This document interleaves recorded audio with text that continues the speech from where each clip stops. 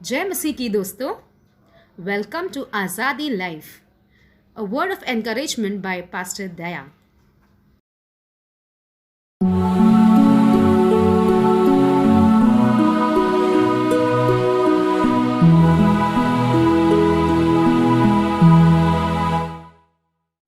आकाश और पृथ्वी का कर्ता प्रभु यीशु मसीह के नाम से हम आपको आशीषित करते हैं और हम आशीर्वाद देते हैं। प्रभु का योजना आपके जीवन में बहुताई से हो, आप भला चंगा और सुरक्षित रहकर प्रभु का इच्छा के अनुसार आप बढ़े। हालेलुया। आइए हम इस समय वचन की ओर बढ़े। वचन को बताने से पहला हम प्रार्थना करेंगे। इस समय मैं प्रार्थना करना चाहता हूं। जीवन देने वाला परमेश्वर प्रभु यीशु मसीह, हम आपके करुणा वेदी के सामने आपके प्रिय पुत्र हमारे उद्धारकर्ता प्रभु यीशु मसीह के नाम से हम आपको ऊंचा उठाते और प्रार्थना करते प्रभु जी, जैसे इस समय तेरा वचन को प्रचार किया जाएगा, पवित्र आत्मा तो मार्गदर्शन करना प्रभु जी, अंधेरे से बाहर आकर उजाले में चलने के लिए, और प्रभु जी आपका इच्छा को जानकर उस महान योजना के अनुसार चलने के लिए तू सहायता कर प्रभु जी, और आप हमें अपने इच्छा के अनुसार चलने के लिए तेरी मार्ग बता। और मैं प्रार्थना करता हूँ प्रभु जी, इस समय जो भी वचन को सुनते हैं उन हर एक भाई बहन को, हर एक लोगों को तेरे हाथों में सौंपते, तो उनके जीवन में तेरी भलाई को कर, तेरी इच्छा महान रीति से हर एक व्यक्ति के जीवन में पूरी हो जाए। धन्यवाद करते हुए प्रार्थना यीशु मसीह के नाम से हम मांगते हैं, आमेन। हालेलुया। आइए हम इस समय वचन को पढ़ते हैं। यूहन्ना का सुसमाचार अध्याय 8 वचन 12। तब यीशु ने फिर लोगों से कहा, जगत की ज्योति मैं हूं, जो मेरे पीछे बोलेगा वो अंधकार में ना चलेगा परंतु जीवन की ज्योति पाएगा।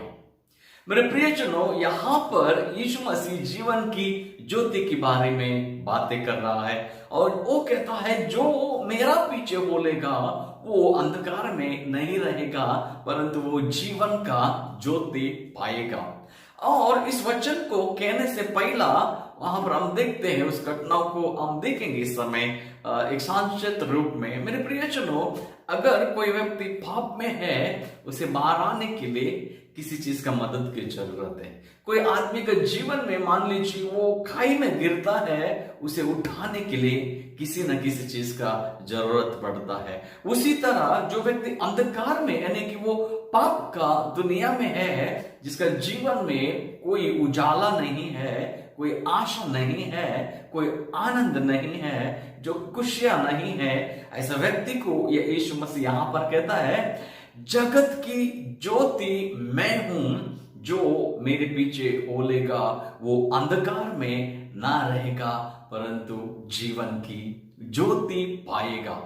इस घटना को हम देखते, इस वचन के अंदर एक घटनाओं को हम देखते हैं। अगर आप 8 अध्याय का पहला वचन से आप पढ़ते हुए आगे बढ़ते, कुछ लोग वहां का जो शास्त्री लोग, फरीसी लोग जो है, यीशु मसीह को फरकने के लिए और यीशु मसीह के अंदर कुछ गलत है क्या, वो गलत उसके अंदर मान लीजिए उसको पकड़वाने के लिए कुछ ऐसा माहौल को बनाते हैं ताकि वो पकड़ा जाए। और ऐसा एक स्त्री व्यभिचार करते हुए पकड़ा जाती है, उसे पकड़कर यीशु मसीह के पास वो लोग लेके आते हैं। हम बाइबल में देखते हैं 8 अध्याय में, और वो लोग यीशु मसीह को ऊंचे स्वर से कहता है, ये व्यभिचार करते हुए पकड़े गई है, मूसा का नियम के अनुसार इसको पत्थर से मारकर मारना चाहिए। गुरु तू क्या चाहता है, तू क्या कहना चाहता है करके यीशु मसीह से वो लोग सवाल से सवाल पूछते जा रहे थे, बड़े से छोटे तक, छोटे से बड़े लोग तक। वहां पर हम देखते हैं यीशु मसीह जमीन पे बैठकर उंगलियों में वो कुछ लिख रहा था। जब जोर जोर से चिल्लाते हुए लोग जब ये कह रहे थे, यीशु मसीह सीधे खड़े होकर उनसे कहता है, तुम में से जो व्यक्ति पाप नहीं किया है वो व्यक्ति पहला पत्थर मारे स्त्री को। वो लोग अपने आप में समझ जाते हैं, मैं एक पापी व्यक्ति हूं, मेरे अंदर बहुत गंदा पाप है और मैं गलत काम को किया है करके जब उन्हें रियलाइज होता है, वे आर एक लोग जो उस स्त्री को मारने के लिए आया है और यीशु मसीह को पकड़वाने के लिए जो लोग आए थे, अपने पत्थर उसी जगह पे छोड़कर एक एक करके वो लोग वापस चले जाते हैं और वहां पर अकेली स्त्री रह जाती है और यीशु मसीह उसे पूछता है, तुझे मारने के लिए जो लोग आए थे वो कहां गए? वो सब चले गए करके। तो जब वो स्त्री को यीशु मसीह कहता है, मैं भी तुझे दंड की आज्ञा नहीं देता हूं, फिर तू पाप मत करना। मेरे प्रियजनों, ये पाप क्या है? बाइबल में कहता है पाप की दंड मृत्यु है, परंतु हमारे प्रभु यीशु मसीह के द्वारा अनंत जीवन है जो हम विश्वास करते हैं।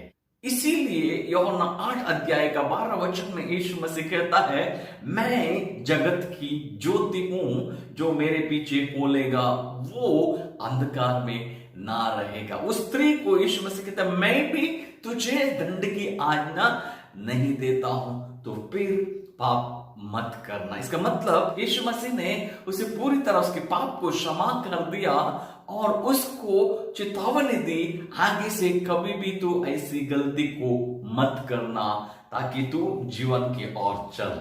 और वो स्त्री उस चीज को एक्सेप्ट करती है और अपने जीवन में यीशु मसीह को पहला स्थान देकर वो आगे बढ़ने लगती है। बाइबल में हम देखते हैं यीशु मसीह जब पुनरुत्थान का सामर्थ्य के द्वारा जब वो जी उठा, फिर से वो स्त्री पहला यीशु मसीह को मिली। हम देखते हैं अगर यूहन्ना 12 अध्याय का 46 वचन अगर हम देखते हैं, वचन इस तरह कहता है, मैं जगत में ज्योति होकर आया हूं, ताकि जो कोई मुझ पर विश्वास करे वो अंधकार में ना रहे। यहां पर हम देखते हैं जगत में वो ज्योति होकर आया है। ये ज्योति क्या है? मेरे प्रियजनों, जब हम विलेज में जाते हैं रात के समय, विलेज में अक्सर लाइट नहीं होता है। वहां के लोग ऐसा करते हैं, अगर उन्हें एक जगह से दूसरा जगह जाना है, वो लोग मशाल को जलाते हैं और मशाल के द्वारा उसको आग लगाकर वो मशाल का जो उजाला दिखता है उसमें वो रास्ता बनाकर वो आगे बढ़ते हैं। मेरे प्रियजन, यहाँ पर हम देखते हैं यीशु मसीह कहते हैं, मैं जगत में ज्योति होकर आया हूं, ताकि जो मुझ पर विश्वास करे वो अंधकार में ना रहे। मेरे प्रियजनों, ये जो वो अंधकार है जो हमें नरक की ओर लेके चलता है, मृत्यु की ओर लेके चलता है, पाप करने में जो मजबूर करता है, लोगों का जो जीवन है संपूर्ण रीति से मृत्यु की ओर बढ़ने के लिए वो अंधकार लेके चलता है। इसलिए यीशु मसीह हमें बुलाता है ताकि तुम मुझ पर विश्वास करो, उस अंधकार से बाहर आकर ज्योति की ओर बढ़ो, क्योंकि यीशु मसीह स्वयं ज्योति है। इसीलिए यूहन्ना 9 अध्याय का 5 वचन में यीशु मसीह इस तरह कहते हैं, जब तक जगत में मैं हूं तब तक जगत की ज्योति हूं। क्या लिखा है यहां पर? जब तक जगत में मैं हूं तब तक जगत की ज्योति हूं।